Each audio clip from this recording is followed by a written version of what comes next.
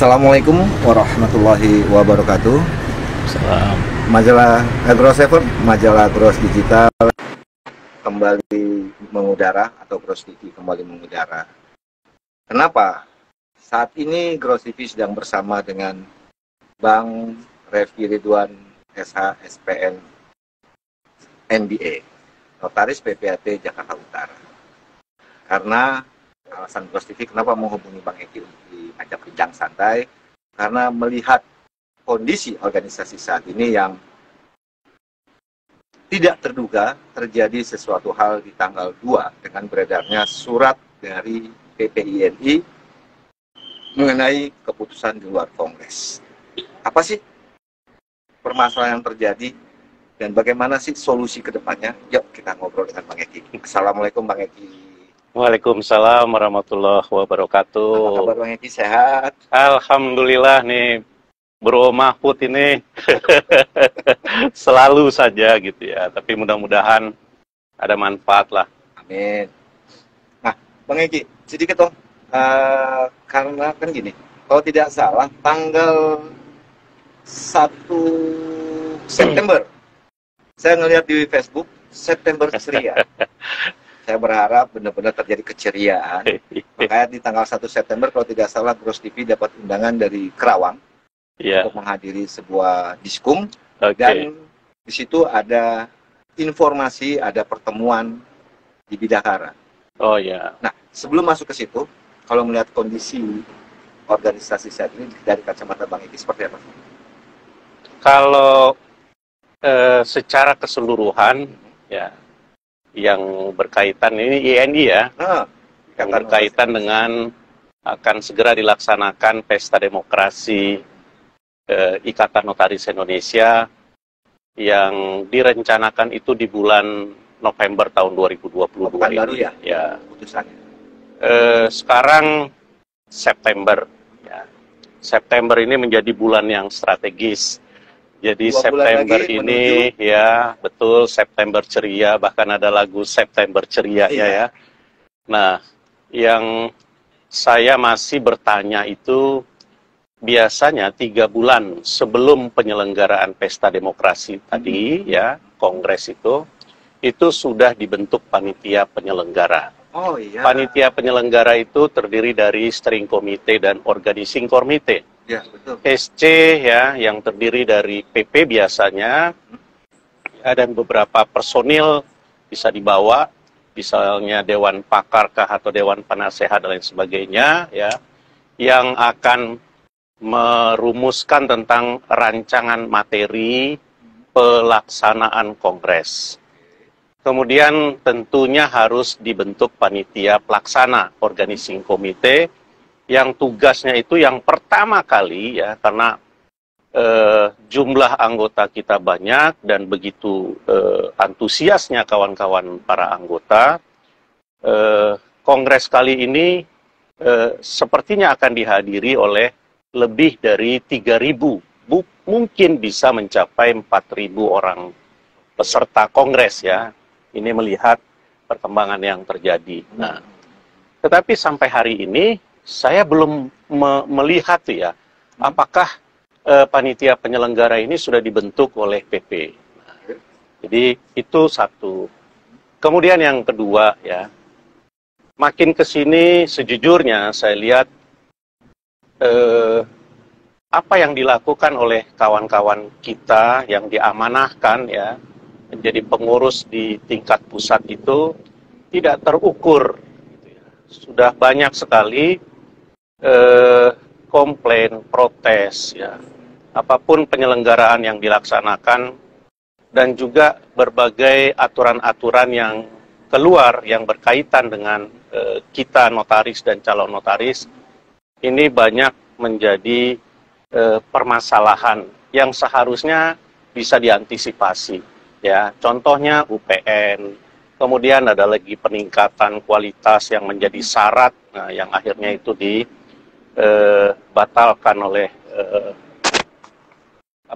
Mahkamah Agung ya. Nah, terus berikutnya seperti yang terakhir tadi disinggung, saya coba jawab aja lah dulu. Tanggal 1 September saya diminta sehari sebelumnya oleh Mbak Oti untuk mendampingi beliau. Tadinya 5 orang, terus tiba-tiba pagi disampaikan hanya 3 orang. Dan Mbak Oti memang kawan-kawan, sahabat yang selalu bersama-sama itu jumlahnya cukup banyak. Tapi akhirnya saya, Peri Asman, dan Dewi Larasati yang mendampingi atas undangan tim pemilihan yang juga dihadiri tim FAIR dan tim WAS ya PPINI di Hotel Bidakara, yang agendanya itu adalah penjelasan tentang persyaratan dan aturan main yang akan disampaikan. Kegiatan itu ya saya jujur saja menyampaikan tidak memuaskan kita semua ya. Saya bicara juga dengan beberapa kawan-kawan yang mendampingi Irfan, juga yang mendampingi Ruli ya.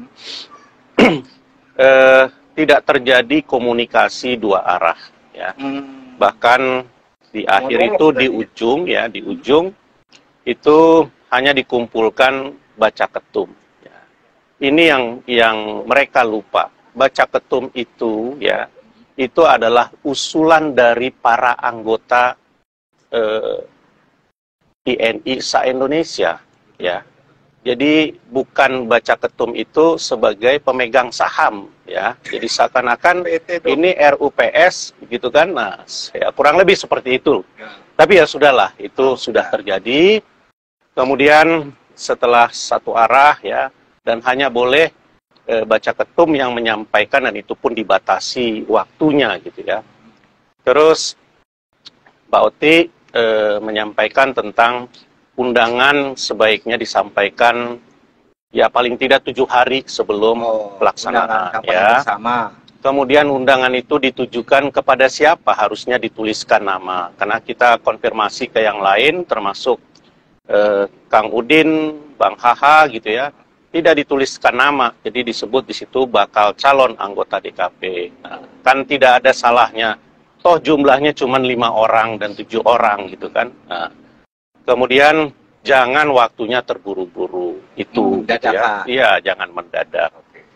Terus pertemuan itu berjalan tidak begitu lama, dan ketika para baca ketum dan ya baca ketum dikumpulkan di kamar yang khusus ya, kita semua ada di bawah, dan kemudian kita mendengarkan ada permintaan kepada baca ketum itu untuk mengundurkan diri ya dalam jabatannya. Nah, pengunduran diri dalam jabatan itu untuk Irfan ya selaku ketua Pengwil INI Jabar, kemudian Ruli ya untuk di DKI Jakarta, nah, kemudian Mbak Oti, nah juga CP gitu kan. Ini kan lucu gitu ya. Lucunya? Tidak ada aturan yang mengharuskan mereka itu mundur ya. Karena tidak ada satupun dari baca ketum itu yang menjabat sebagai ketua organisasi profesi ya. Oh, kecuali ketua umum PPIPA. Iya, nah itu pun ya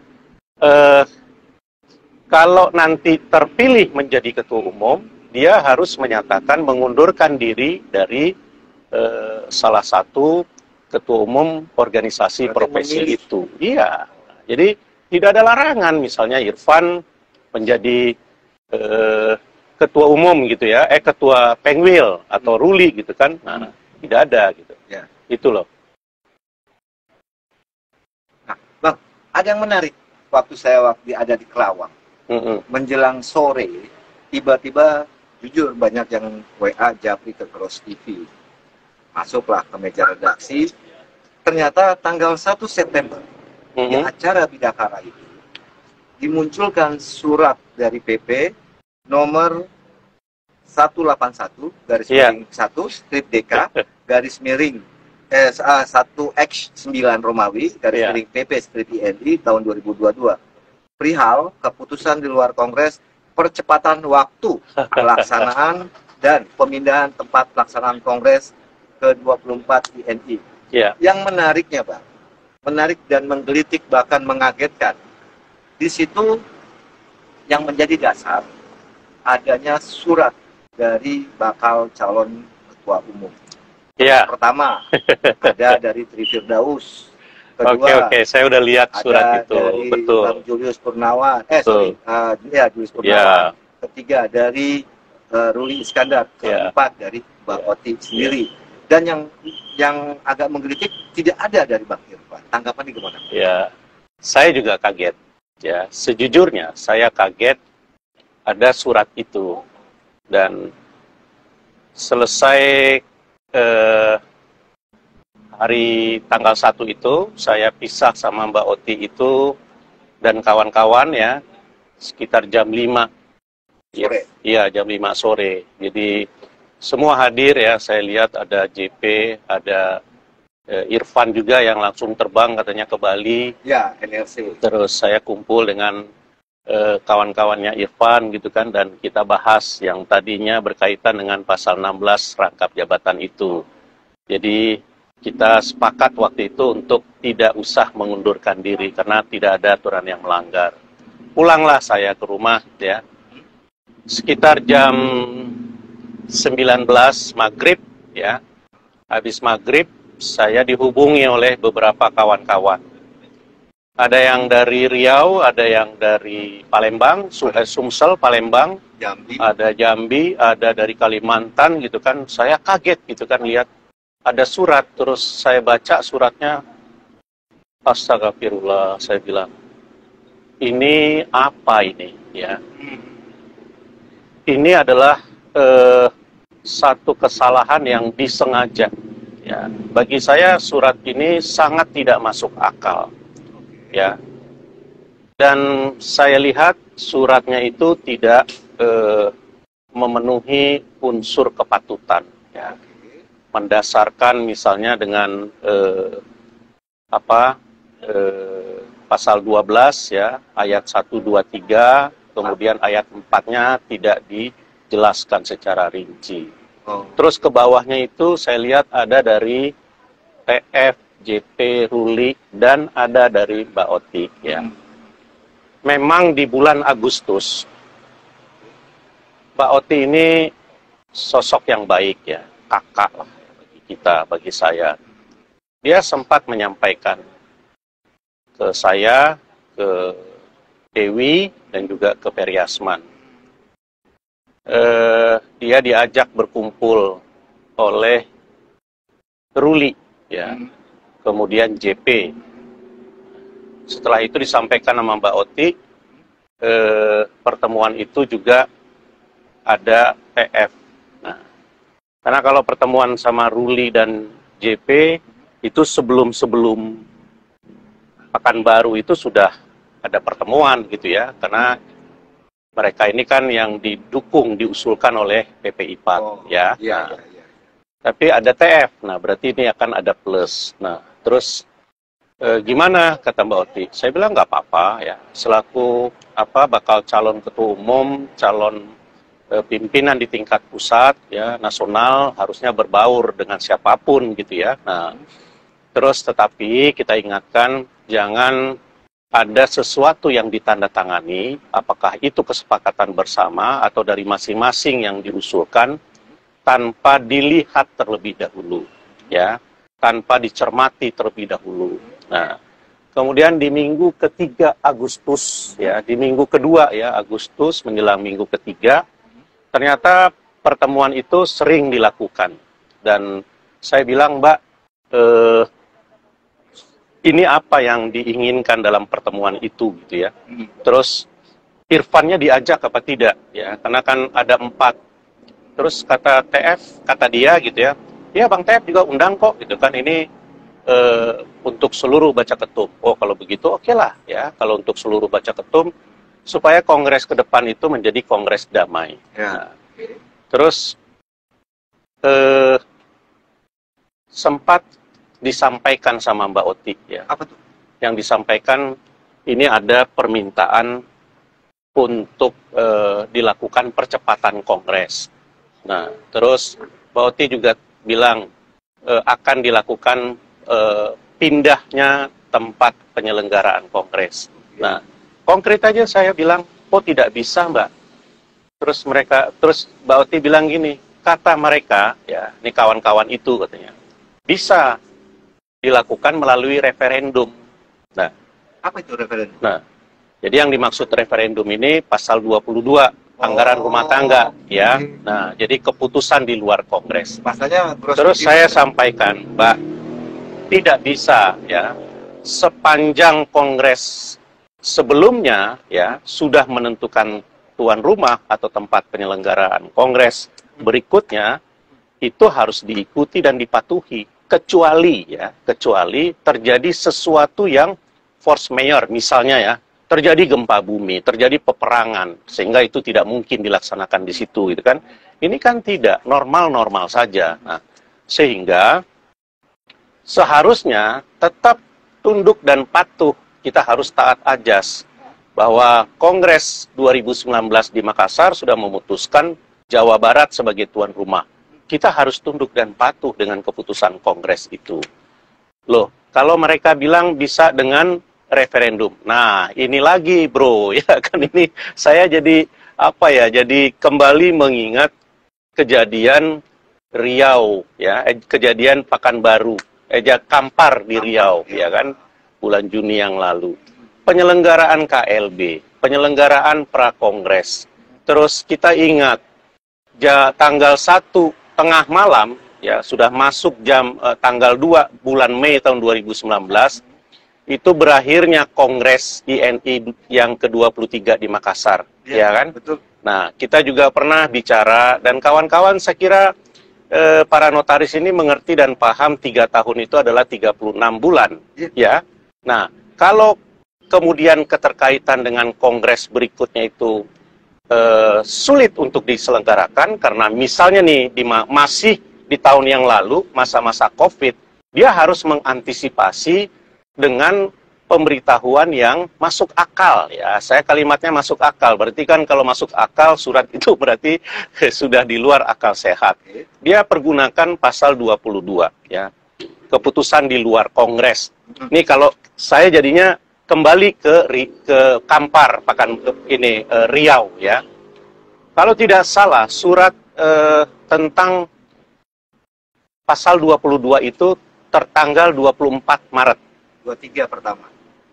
Ya, 24 Maret tahun 2022, ya.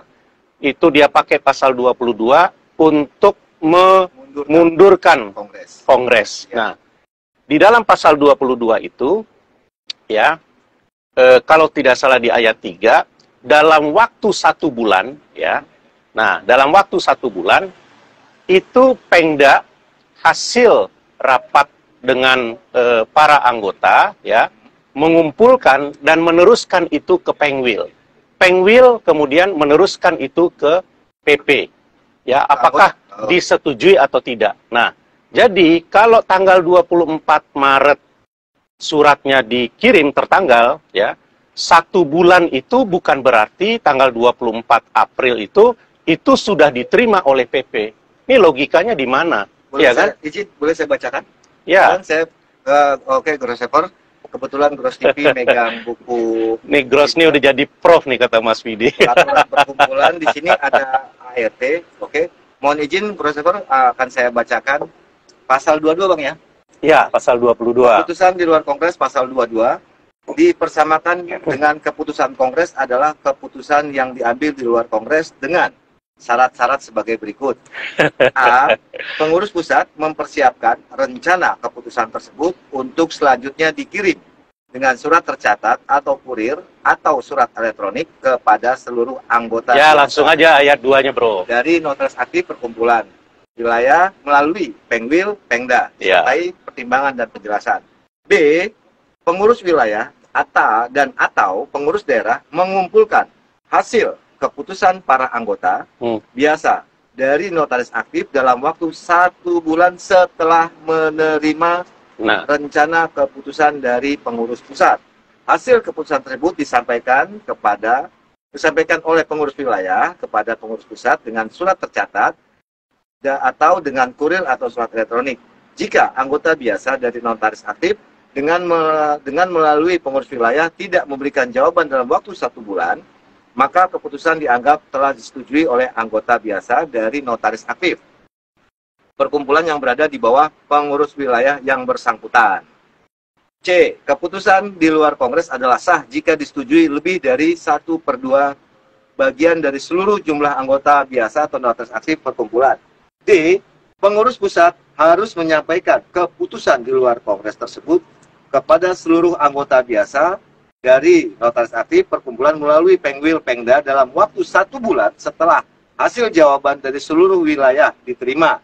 Jika ternyata rencana keputusan di luar kongres tidak disetujui, maka itu harus diberitahukan kepada seluruh anggota biasa dan notaris aktif perkumpulan melalui Pengwil dan Pengda. Nah, sekarang tanggal 24 Maret surat itu baru ditulis, kemudian disampaikan ke seluruh anggota melalui Pengwil, dari Pengwil ke Pengda, Pengda ke anggota. Ya. 1 bulan itu 24 Maret, berarti kan 24 April 1 bulannya. Ya. 24 April itu 7 hari menjadi tanggal 1 Mei. Itu adalah periode berakhir. Betul kan? 1 Mei 2022 atau 2 Mei 2022 tengah malam. Nah, terus surat yang 1 bulan itu, ya, tanggal 24 April, dikirimkan ke anggota melalui Pengwil dan Pengda. Pengda tentunya harus menyampaikan ke seluruh anggota. Rapat. Ya, toh? Nah, setelah rapat apapun keputusannya, kemudian kembali Pengda menyampaikan ke Pengwil. Pengwil menyampaikan ke PP. Ya. Terus PP nanti menginformasikan kepada kita semua, gitu kan?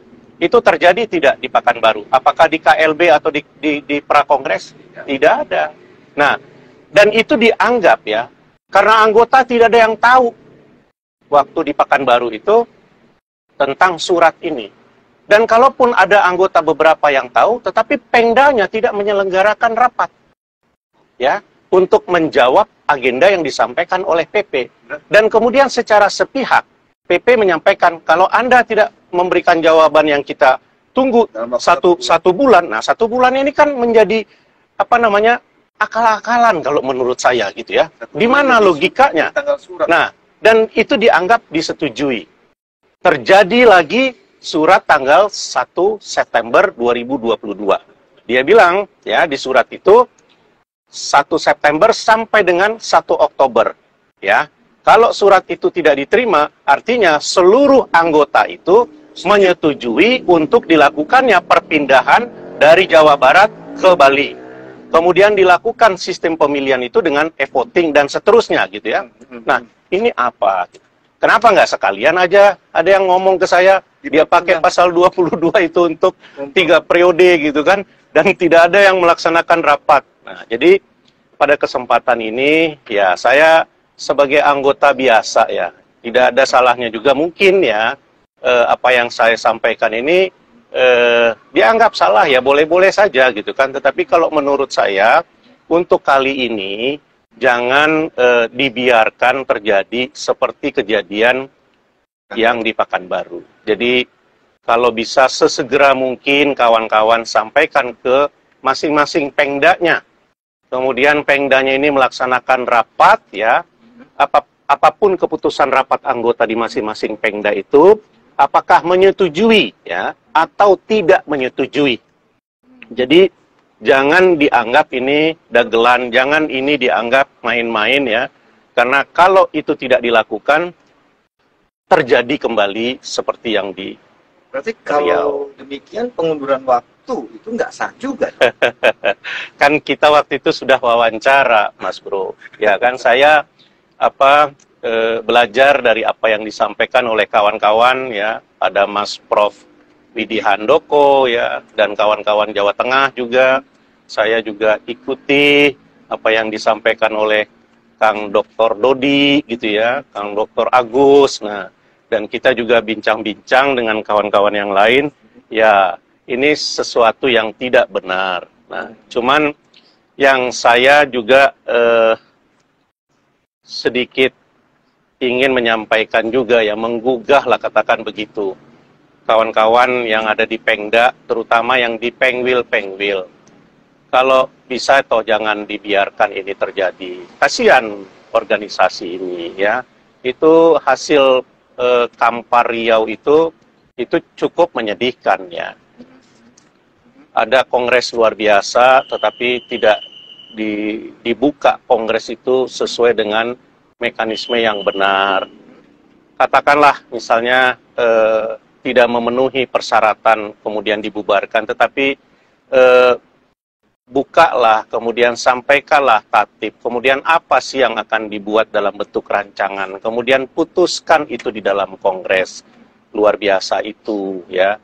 Harusnya kemarin juga ada solidaritas antar sesama ketua-ketua Pengwil untuk menyelesaikan permasalahan Jawa Tengah dengan kawan-kawan yang ada di pusat. Jangan membiarkan gitu, karena dengan membiarkan ini permasalahan itu tidak akan selesai ya, tidak akan selesai. Saya juga heran kenapa para senior gitu ya yang ada di DKP juga pergi kemana-mana gitu ya, terus ada yang menjadi tim suksesnya salah satu baca ketum dan tidak menyelesaikan permasalahan yang seharusnya ini diselesaikan. Itu loh bro. Nah, Sini Wi. Ini ada tanggapan. Nah, tapi kan gini Bang, Kang Bro, surat itu kan ternyata ada apa namanya? Saya belum dapat penjelasan dari Bang Eki ya, Bang Eki dan kawan-kawan. Ya. Kenapa bahwa tanda tangan kemudian itu bisa sampai ke PP? Ya, sebaiknya nanti Mbak Oti sendiri yang akan menyampaikan ya, biar lebih jelas. Tetapi apa yang disampaikan ke saya, karena saya malam itu juga kaget gitu ya. Kok ada surat ya? Nah, padahal pertemuan Mbak Oti dengan 5 baca ketum ya, yang ternyata sekarang baru saya tahu Irfan itu baru ikut di pertemuan terakhir ya, kalau nggak salah. Ya, kalau nggak salah gitu ya.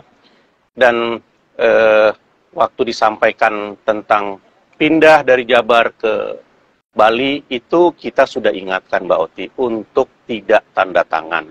Ya, nah terus saya minta waktu itu klarifikasi dari Mbak Oti, beliau sampaikan begini, aduh aku dikerjain gitu ya. Kenapa Mbak? Saya lihat dari semua surat itu yang berbeda punya Mbak Oti. Bedanya itu satu, punyanya TF, punyanya JP, dan punyanya Ruli, itu ada tanda terima dari sekretariat PPINI. Ya. Kalau punya Mbak Oti tidak ada tanda terima. Nah, bisa? Ya, kan saya tanya kenapa gitu kan, terus itu yang disampaikan Mbak Oti. Terus kenapa surat itu ditanda tangan dan dikirim? Jadi menurut beliau begini, setelah kita larang untuk tanda tangan ya surat itu, suratnya tidak jadi dikirim. Ya. Dan kalau dilihat model atau format surat itu nyaris hampir sama. Ya kan? Nah, nyaris hampir sama. Nah, siapa yang membidani lahirnya surat yang nyaris hampir sama ini? Terus Mbak Oti bilang, surat itu aku suruh taruh di file INI ke staff. Nah, terus waktu mau penyerahan persyaratan baca ketum, surat itu ke bawah. Nah, terus iya keselip lah gitu kan. Nah, kapan itu Mbak? Tanggal 31 Agustus. Ini kalau tidak salah ya. Nah, kalau tidak salah. Karena waktu itu saya samar-samar teleponan sama Mbak Oti gitu ya. Kenapa kok ditanda tangan? Ya kan, padahal kita sudah larang, kita sudah jelaskan, walaupun alasan yang disampaikan itu bisa memakai pasal 22, kita sudah sampaikan tidak bisa pasal 22 itu. Karena sudah jelas di kongres sebelumnya ditentukan. Baru bisa dipakai pasal 22 itu ya kalau misalnya tidak ditentukan. Nah, terus juga misalnya pemilihan yang dilakukan secara e-voting murni, itu yang saya dengarkan sebelumnya ya, e-voting murni. Jadi kawan-kawan itu bisa memilih ketua umum DKP itu dari tempat masing-masing. Sebenarnya itu cita-cita saya ya pada tahun 2015 ya, 2013, 14, 15, dan kita mau realisasikan pada saat itu di periode 2016-2019. Tetapi itu harus dilakukan perubahan anggaran dasar. Karena di anggaran dasar itu belum mengakomodir secara konkret ya. Ingat di anggaran dasar itu di pasal 10A kalau saya tidak salah ya, tentang rapat anggota yang kaitannya itu dengan pelaksanaan kongres. Nah, di pasal 10A anggaran dasar itu kongres dilaksanakan secara langsung. Nah, ada persyaratan ya untuk bisa menjadi sahnya seseorang itu sebagai peserta kongres dan tidak ya. Nah, jadi dia harus hadir langsung. Kemudian di anggaran rumah tangganya, walaupun di bulan Januari tahun 2017 ada perubahan anggaran rumah tangga, saya pada saat itu masih ketua bidang organisasi, kita lakukan penyesuaian, tetapi itu belum sempurna, masih jauh dari sempurna. Dan anggaran rumah tangga tentu tidak boleh bertentangan dengan anggaran dasar. Nah, makanya kalau surat tanggal 1 September yang dibuat PP ini, saya prihatin ya. Ini surat yang dipaksakan. Karena kalau membaca pasal itu mesti utuh ya, nggak bisa setengah sebagian-sebagian. Ya. Menarik kalau bicara surat PP tanggal 1 September. Ini kan dasarnya kalau tidak salah pasal 10A. Anggaran dasar. Sedangkan di anggaran rumah tangga itu pasal 11 kalau tidak salah. Yeah. Itu gimana, Bang? Itu kan keputusan rapat anggota. Ya. Dengan dasar pasal 22 itu adalah keputusan anggota. Iya, makanya. Jadi merubah tempat penyelenggaraan dari Jawa Barat ke Bali itu tidak bisa, karena berarti itu sudah melanggar keputusan Kongres. Ya. Terus saya kembali dulu ya. Yang satu itu tentang pemindahan tempat. Kalau menurut saya itu salah ya, pelanggaran terhadap keputusan Kongres. Yang kedua ya, yang disampaikan itu tentang pemilihan secara langsung online. Nah, saya lanjutin dulu ini. Oke, siap. Ya. Jadi kenapa pada saat 2019 itu ya, jadi disampaikan gitu kan, kita pakai elektronik. Ya. Terus saya bilang betul, tetapi unsur pemenuhan ketentuan di pasal 10A anggaran dasar itu sudah terpenuhi. Jadi yang boleh mengikuti kongres adalah peserta yang sah dengan persyaratan. Hadir kan di Makassar. Nah, terus ada jaminan kerahasiaan bagi para peserta untuk menentukan pilihannya. Rahasia loh, Mas Bro ya. Dia masuk ke bilik suara. Oke, terpenuhi itu. Jaminan kerahasiaannya. Langsung. Nah, iya, langsung rahasia. Kemudian cara memilihnya itu yang disesuaikan. Mencoblos kertas suara atau menyentuh tab. Oh, nah, kertas di digital. Betul. Nah, jadi itu boleh apa tidak? Boleh. Ya. Nah, artinya Kongres Makassar itu sah apa tidak? Sah. Karena tapi kalau sekarang yang Mbak Oti sampaikan ke saya atas usulan dari cerita kawan-kawan yang tadinya ada pertemuan di salah satu mall itu, saya bilang tidak bisa, Mbak, harus dirubah dulu anggaran dasar. Nah, perubahan anggaran dasar ini ya harus diputuskan di dalam Kongres, ya. Jangan melalui pasal 22. Kalau mau pasal 22, ini semua hancur lebur kita. Kenapa nggak di pasal 22 jadikan aja periode ketua umum itu 10 tahun atau 20 tahun sekalian gitu kan? Jadi jangan mempermainkan aturan-aturan yang sudah disepakati oleh kawan-kawan. Jadi merubah anggaran dasar itu mekanismenya di Kongres ya, dan Kongres luar biasa berbeda dengan Kongres. Di Kongres Quorumnya 50 plus 1. Kalau di Kongres luar biasa atau di Kongres untuk perubahan anggaran dasar, itu 2/3 quorumnya. Terus kalau di Kongres biasa tanpa perubahan anggaran dasar, ya, itu skor waktunya dengan KLB beda 1 jam dan 3 jam. Betul kan? Nah, kemudian khusus untuk perubahan anggaran dasar, itu rancangan materinya harus disampaikan kepada seluruh anggota 2 bulan sebelum penyelenggaraan itu dilaksanakan. Nah, itu saja sudah tidak mungkin tercapai. Oh iya, Mbak Oti paham ya kan? Betul juga ya. Betul. Nah, akhirnya sepakatlah.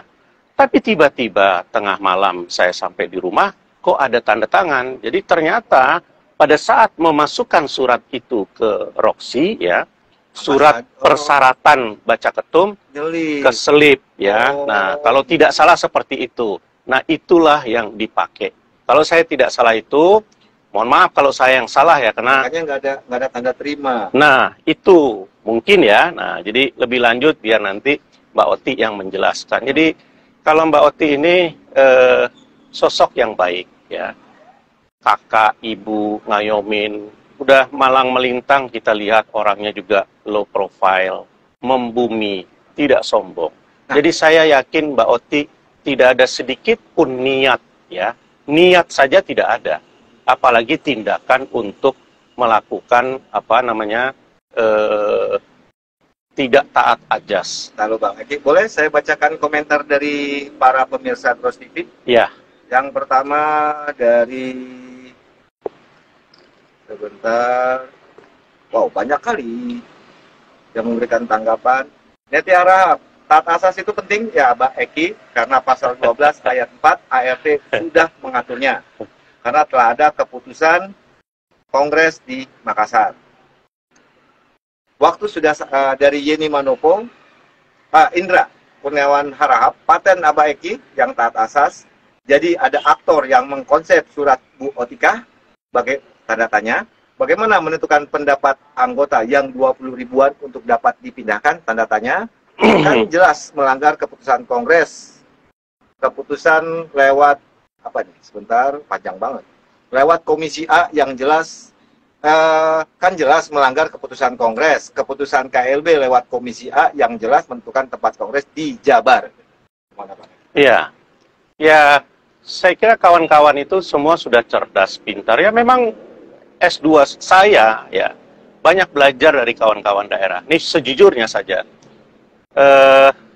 almarhum ya bekas ketua Pengda yang di Kalimantan Timur. Nah, itu 2014-15 intens kita komunikasi, itu yang berkaitan dengan tata kelola organisasi, ya, kawan daerah. Terus ada juga yang dari Kalimantan Tengah, ada juga yang dari Sumatera Utara. Jadi kawan-kawan daerah itu luar biasa, banyak yang paham betul dengan ADART. Yeah. Jadi jangan dikira ya notaris PPAT yang ada di DKI Jakarta itu lebih hebat dibandingkan kawan-kawan daerah. Tidak. Ya. Yang kedua, jangan juga memplot kalau kita ini senior, kita ini lebih tua, lebih dulu gitu ya.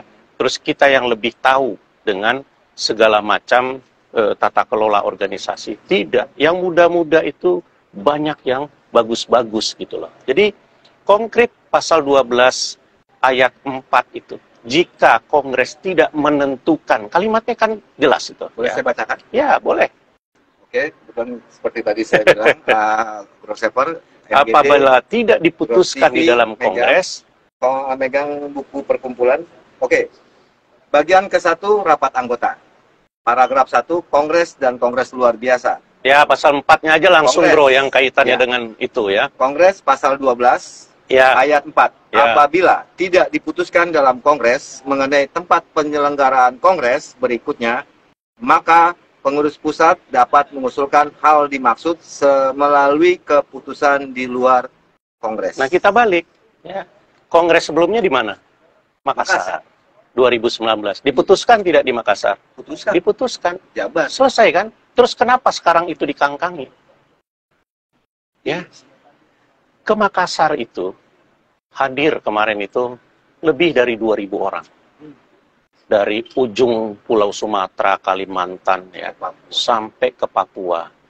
Itu mengorbankan waktu, tenaga, pikiran, materi, meninggalkan keluarga. Ya. Kenapa tidak dihargai itu? Emangnya orang datang terus bisa seenaknya saja, ya, di otak-atik keputusan yang sudah disepakati bersama. Bahkan, ya, waktu di 2019 itu, anggota saya, almarhum Eyota, meninggal dunia dalam kapasitasnya sebagai peserta kongres. Betul. Ya. Betul, saya hadir. Hadir kan Mahfud? Ada. Mahfud juga punya banyak dokumentasi yang pada saat itu saya hanya minta tolong diskor kongres ini untuk menghormati almarhum. Ternyata tidak. Beliau adalah peserta kongres. Saya sedih kalau mengingat itu. Karena beliau itu sempat berbincang-bincang lama dengan saya. Sempat muncul kalimat dari Mbak Oti untuk mengundurkan diri sebagai calon. Ya, karena kita ini harus punya hati ya, selain ini gitu kan. Harus coba bayangkan. Dan kemudian kalah dengan sistem yang pada saat itu data-datanya hilang. Jadi kalau mau dicek apakah saksi dari pihak OTI itu menandatangani hasil, ya coba saja tanya. Dan kemudian itu dibiarkan. Tapi saya pesankan ke Mbak Oti. Mbak Oti, ya, Mbak Oti orang baik, saya bilang. Ya. Dengan kondisi begini, ikhlas apa tidak? Saya ikhlas kalah, biarkan saja. Ya. Kalau memang ini jalan, mungkin yang di atas sudah menunjukkan catatan-catatan. Ya. Nggak menggugat. Nah. Dan tidak ada gugatan. Kita legowo menerima. Karena kawan-kawan menyampaikan, oh inilah yang terbaik, inilah yang terbaik. Nah, ya silahkan saja. Kita lihat. Belum, ini sudah 3 tahun, ya kawan-kawan bisa jawab semua. Kan jadi, tolong hargai menurut saya apapun kegiatan-kegiatan yang mengatasnamakan organisasi. Organisasi ini bukan milik segelintir orang. Ya, INI ini usianya 114 tahun, jauh lebih tua dibandingkan negara Republik Indonesia ini. Ya, jadi karena dia sudah tua, produk Belanda, seharusnya kan tata kelola itu pondasi dasarnya itu sudah kuat. Sistem yang dibangun di atas pondasi itu sudah bisa berjalan. Jadi siapapun ketua umumnya, dia tinggal menjalankan sistem yang sudah terbangun ini. Jadi Gus teringat ya kasus Jawa Tengah, Pak. Kalau nggak salah, Jawa Tengah mengadakan rapat gabungan.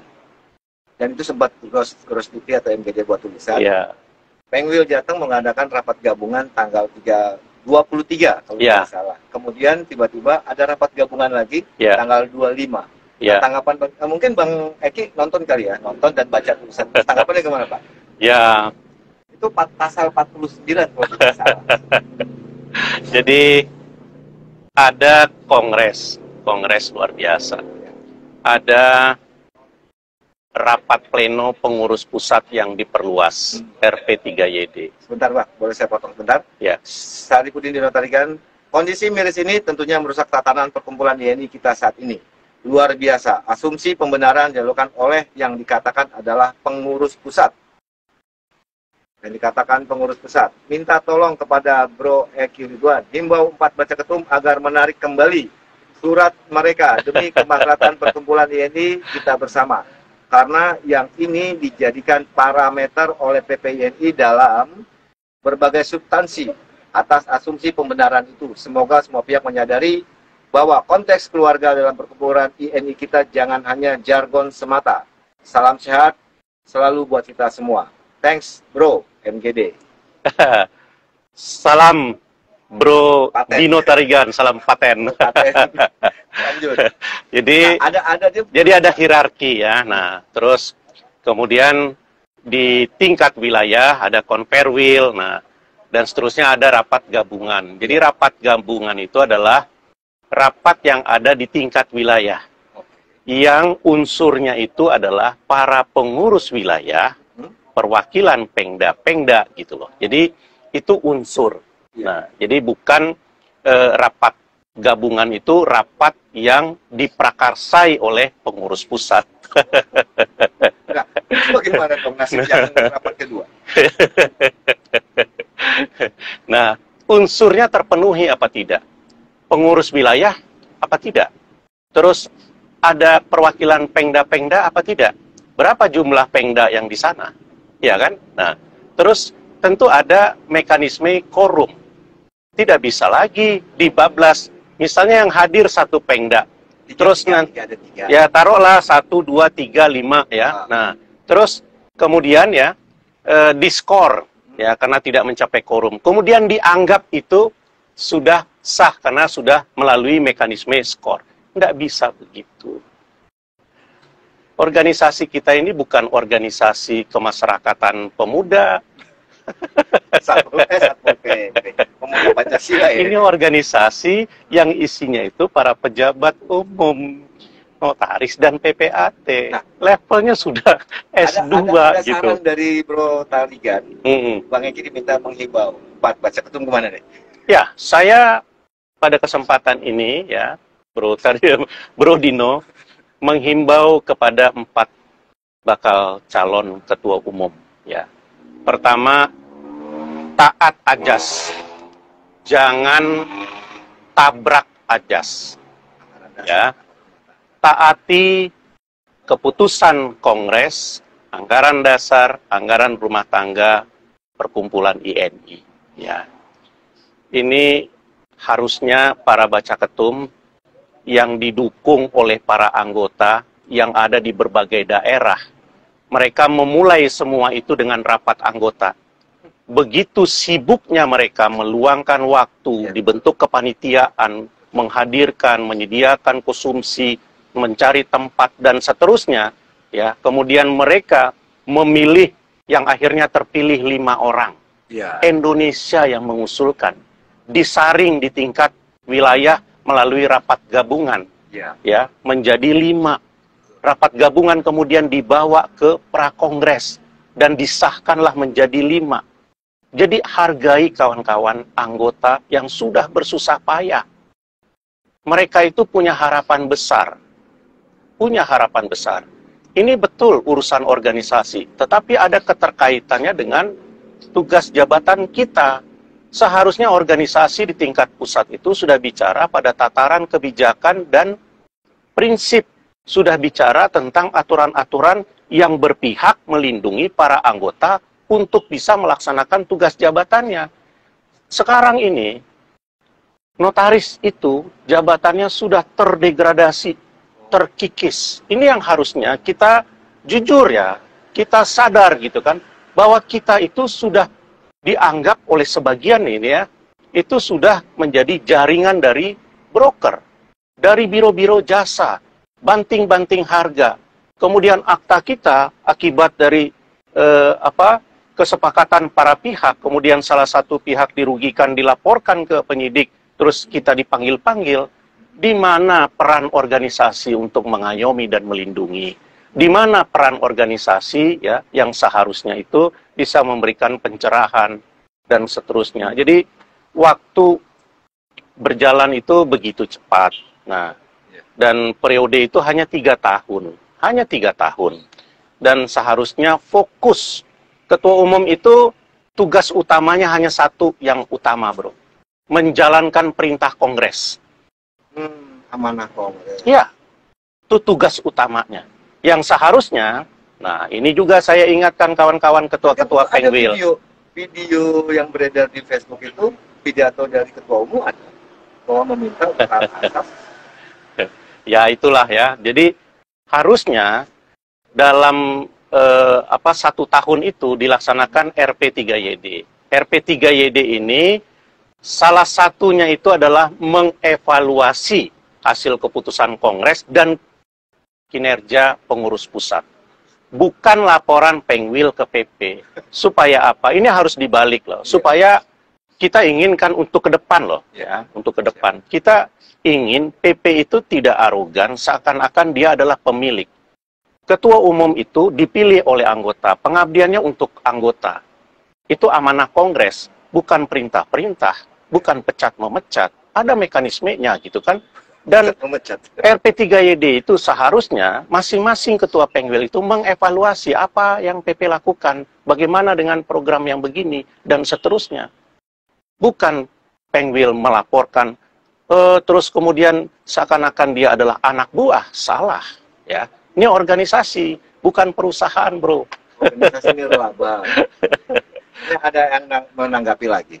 Saat kongres nanti dilakukan, apakah ada laporan pertanggungjawaban yang menyeluruh dalam masa periode? Ya, laporan pertanggungjawaban itu kan salah satu agenda utama dari kongres, ya.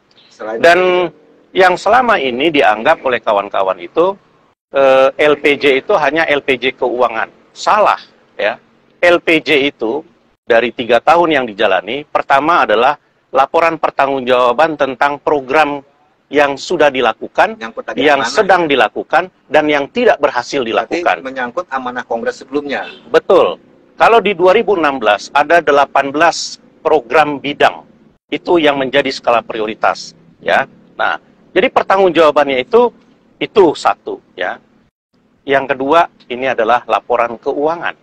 Nah, kemudian 2017 itu sudah diluncurkan kartu tanda anggota INI yang terintegrasi, ya, multifungsi, dan secara auto debit itu memungut, ya, iuran wajib, iuran wajib. Nah, berarti itu harus di betul, LPJ, kan? betul. Jadi memang kita waktu itu, ya, memanfaatkan bank untuk apa? Untuk rutin memberikan laporan setiap bulan. Nah, karena kita pengda-pengda waktu itu keteteran untuk mendata anggota. Siapa saja anggota, berapa orang anggota. Nah, sekarang dikaitkan terintegrasi dengan sistem AHU, ya. Jadi tidak bisa orang lain untuk akses AHU sesuai dengan kewenangan dari notaris itu kalau dia bukan anggota dan tidak mempunyai KTA yang sudah ada di database. Dulu Peri Asman Effendi, ya, sudah membuat website yang cukup baik. Tadinya, ya, website yang lama itu bermasalah. Nah, di website itu ini.co.id kalau tidak salah, ya. Kemudian Peri Asman di tim IT itu yang sampai sekarang dipakai ini.id. Lebih keren kan? Ini.id. Nah, jadi kalau tidak ada di dalam database itu tidak bisa dia akses. Nah, di situ nanti akan ketahuan. Pengda itu, ya, saya yakin mereka juga pasti merasa ada kemanfaatan. Karena ada yang sukses bayar, ada yang gagal bayar, ada yang tidak bayar. Ya kan, di iuran wajib itu. Tapi tentunya mayoritas sukses bayar. Kalau sukses bayar itu langsung tertulis kok. Nama, misalnya Jakarta Utara, ya. Ada memang sedikit perbandingan. Di laporan terakhir itu, yang sukses bayar 117 orang. Wow, keren. Ya. Nah, itu anggota yang sukses bayar, ya, yang terdaftar di Pengda, yang kita sejalankan dengan AHU, itu jumlahnya 122 orang. Nah, jadi 117 ke 122 itu, dan ada yang meninggal, ya. Ada almarhum Joni Dwikora, ada almarhum Purban Dari, dan seterusnya. Nah, sehingga data itu nyaris konkret. Nah, mudah-mudahan ini juga dimanfaatkan oleh pengda-pengda yang lain. Nah, jadi seperti itu, bro. Itu yang nanya Bro Sianturi. Toak Sianturi. Nah, jadi yang saya tahu kan, kalau nggak salah, maaf ya, koreksi. Ya. Bang Eki dan kawan-kawan ini kan bagian dari, dibilang tim enak nggak ya? Mbak Oti. Nah, gimana dengan, ada yang bertanya nih, tapi kan Mbak Oti tetap tanda tangan. Ya, kan saya sudah sampaikan tadi, ya, dalam tanda kutip. Sekarang coba lihat, semua surat itu formatnya nyaris sama. Coba lihat, ya, nyaris sama. Nah, terus kalau nyaris sama, artinya apa? Terus, kalau Mbak Oti, ya, pada saat dia diajak oleh JP dan Ruli, ya, terus kemudian ke TF, ya, saya bilang, kenapa tidak semua, gitu. ini berempat akan bawa nanti Irfan. Oh ya, harusnya semua. Dan Mbak Oti harus berbaur. Jangankan kawan, lawan harus dirangkul, ya kan? Begitu kan harusnya dalam dunia organisasi kita. Jadi persahabatan itu sepanjang masa. Kalau jabatan itu hanya 3 tahun, ya kan? Jadi kalau kawan-kawan masih orientasinya jabatan, kekuasaan di INI dan IPAT, bodoh, rugi, ya. Kita ini satu profesi, rekan sejawat, harus sepanjang hayat. Gitu. Jadi, Bro Sever, apa yang bisa Bang Kiki simpulkan dari surat PP tanggal 1 September? Ya, saya pertama ya jelas saja sedih dan prihatin. Ya, kalau lagunya Ariel itu dan terjadi lagi. Novianti Absari, setuju persahabatan sepanjang masa. Iya dong. Dan di dalam organisasi ini ya, siapapun yang ada di tingkat pusat, yang paling sulit itu adalah menata hati. Ya. Harus pandai menjaga hati dari masing-masing sahabat-sahabat itu, rekan-rekan itu. Nggak bisa atasan bawahan. Semua notaris sama, semua PPAT sama. Organisasi ini hanya pengabdian. Makanya di tingkat pusat itu kurangilah untuk kegiatan teknis. Karena kalau kegiatan teknis itu sudah menjadi bagiannya Pengwil dan Pengda. Ya.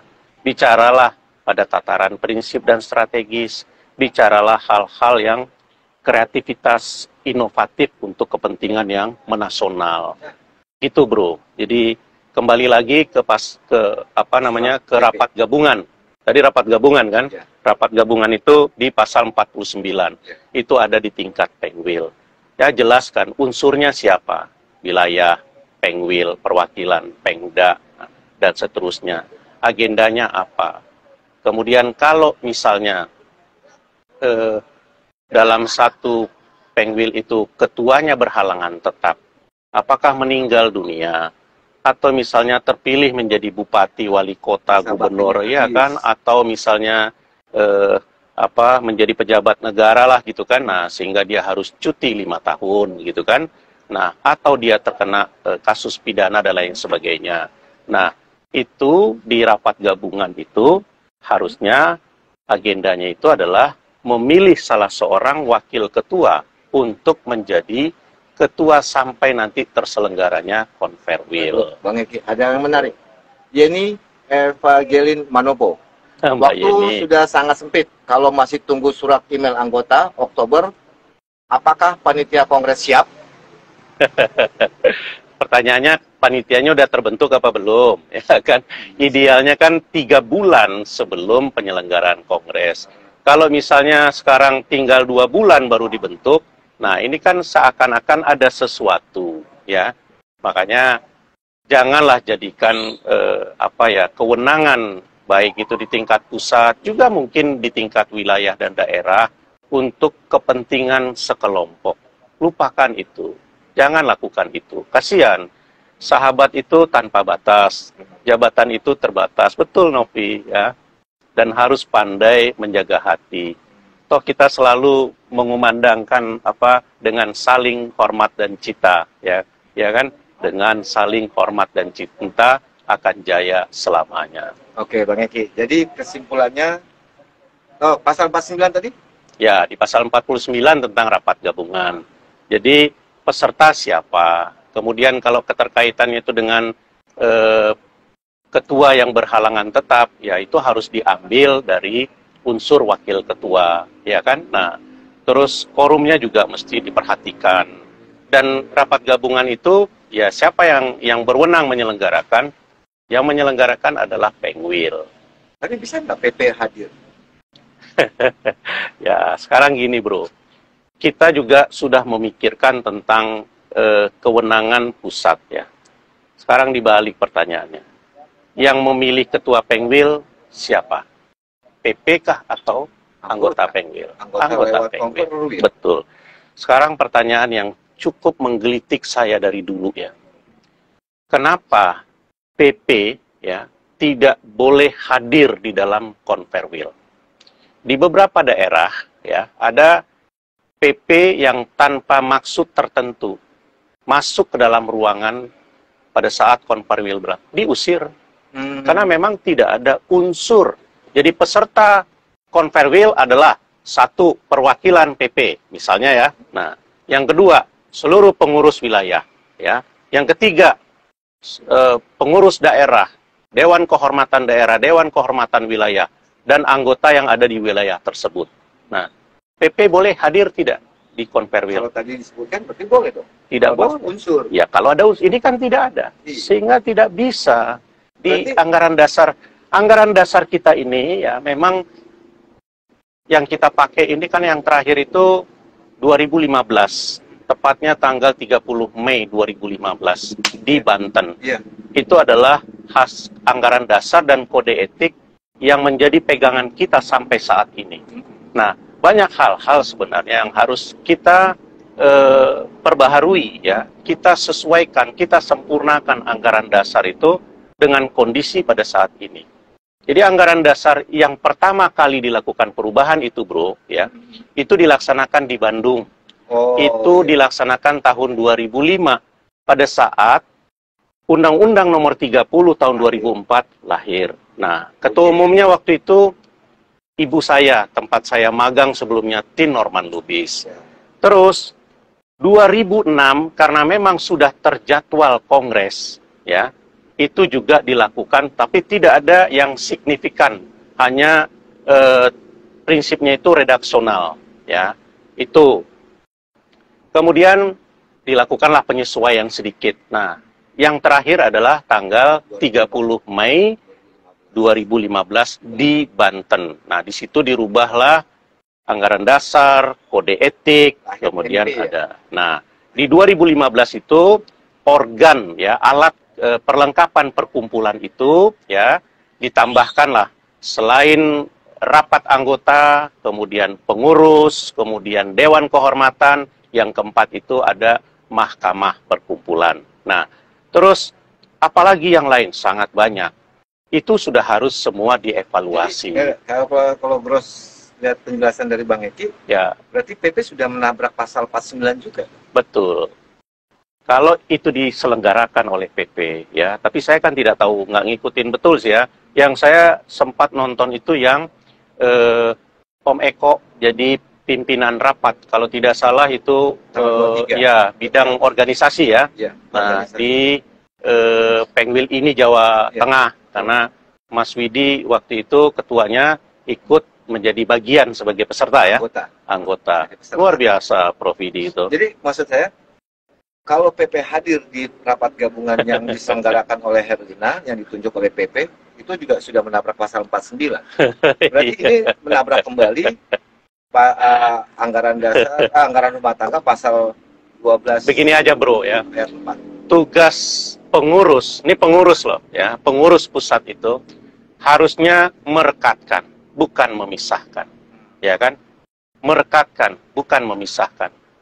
Jadi kalau di kampung saya itu, yang jauh mari mendekat, yang dekat mari merapat, yang di depan coba duduk jongkok. Supaya apa? Supaya ada kebersamaan. Yang jauh mari merapat, yang merapat mari mendekat, ya. Terus sudah dekat semua ini, ya.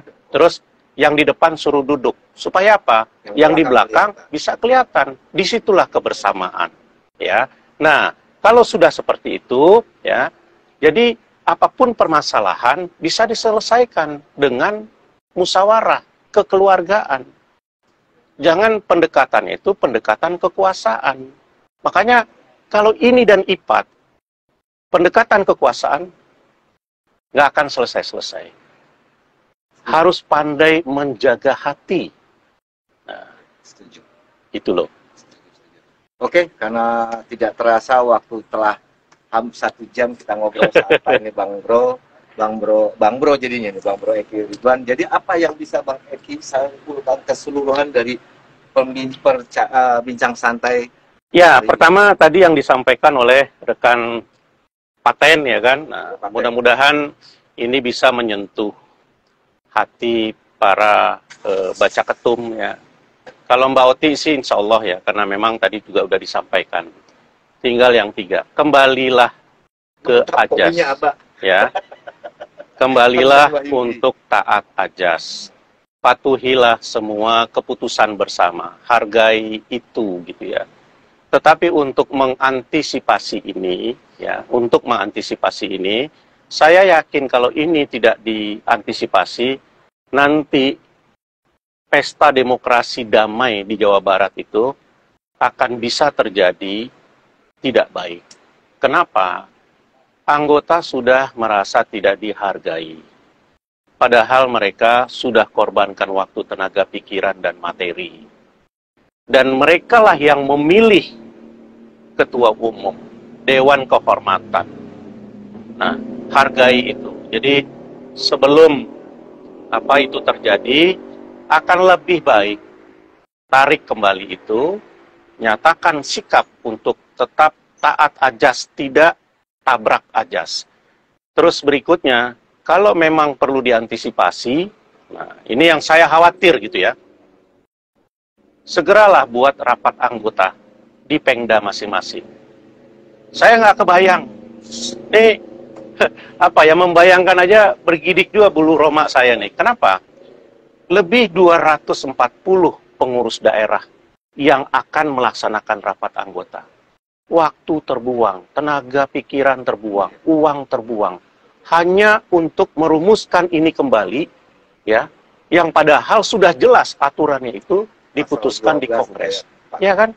Dan kalau ini terjadi, rapat semua kawan-kawan anggota di masing-masing Pengda, kebayang nggak bagaimana mereka nanti berangkat ke Jawa Barat dengan penuh suasana hati yang tidak nyaman, ya. Jadi saya juga menghimbau para senior, kan banyak tuh, kalau saya ini dibilang senior tidak, tapi di bawah juga tidak, gitu kan. Yang sedang saja. Iya, jadi himbauan ini gitu ya, mudah-mudahan bisa dilihat dari sisi positif. Saya tidak ada sedikit pun bicara dikejar-kejar Mahfud ini untuk menggurui, enggak. Saya masih tetap dalam proses belajar dan terus belajar. Banyak yang lain yang punya pemikiran brilian yang lebih baik. Apalagi saya orang dari Sumatera, lidah saya itu agak tegak lurus, sehingga dalam penyampaian kalimat-kalimat juga mungkin saya dianggap kurang elok gitu ya. Nah, tetapi ya inilah saya apa adanya. Saya menyampaikan sesuatu itu apa adanya, karena bagi saya loyalitas itu tidak untuk orang per orang. Loyalitas itu untuk institusi, ya. Siapapun presidennya, NKRI, Pancasila, dan Undang-Undang Dasarnya, itulah yang kita harus junjung. Komitmen kita ke sana. Begitu juga untuk INI. Begitu Bang Bro. Siap. Mohon maaf sebelumnya. Oke, sebelum MGD atau Gross TV tutup, Gross TV akan bacakan beberapa tanggapan. Bukan untuk ditanggapi Bang Eki lagi, hanya Gross TV akan bacakan. Ada yang menarik dari Hamdan Wahyudi. Bang Wahyudi. Komandan Mantap Hamdan. kopinya Abah. Udah habis kopi. Yang kedua dari Mbak Dewi Saptaningrum, dengan saling hormat dan cinta akan jaya selamanya. Kemudian dari Mbak Netia Rahab Aceh, taat asas. Franciscus Dwi Devi Natanegara, mantap. Pemimpin harus memberi contoh kepada anggota, taat asas. Dan Jabar tetap siap menjadi tuan rumah Kongres ke-24 INI. Dan terakhir Mbak Dewi Saptaningrum, bagus juga idenya Abah. Masing-masing Pengda rapat anggota, coba dengar bagaimana suara anggota atas polemik ini. Ada lagunya kemarin ya, yang dicatat-catat tuh sama Cinto saya tuh Dewi. Oke. Yang lagu lagi tren sekarang ini. Apa? Wong kok ngene kok dibanding-banding ke. Nggak ngerti bahasanya. Saing-saing ke, yo mesti kalah. Ku berharap engkau mengerti. Di hati ini hanya ada Oti. Kampanye. Sorry crossover di ujung-ujungnya kampanye. Taman-taman sudah Ya, 2 itu bulan. belum kampanye. Iya. Asik Ojo. Jadi bandinge. menang, kalah jadi menang. Novi Absari asik Ojo bandinge. Dewi Latirgok, I support you always. Ya iyalah, yayangnya. Jadi yang terakhir itu jangan dengar untuk kampanye. Gross harus tetap netral.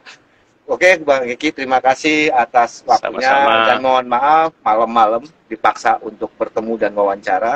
Dan kepada Grossever, majalah Gross TV atau MGD, terima kasih atas support dan tontonannya sudah mencapai 45 penonton. Terima kasih, Maksimal bersama-sama. mohon maaf lahir dan batin. Tidak ada sedikit pun niat untuk menggurui, menyalah-nyalahkan. Ini untuk kepentingan kita semua. Oke. Salam sehat, salam bahagia, dan sukses selalu untuk kita Dan sampai semua. jumpa di Jabar. Oke, Grossever. Sampai jumpa di Jabar. Oke, Grossever, sampai jumpa di liputan dan bincang santai Gross TV selanjutnya. Wassalamualaikum warahmatullahi wabarakatuh. Waalaikumsalam.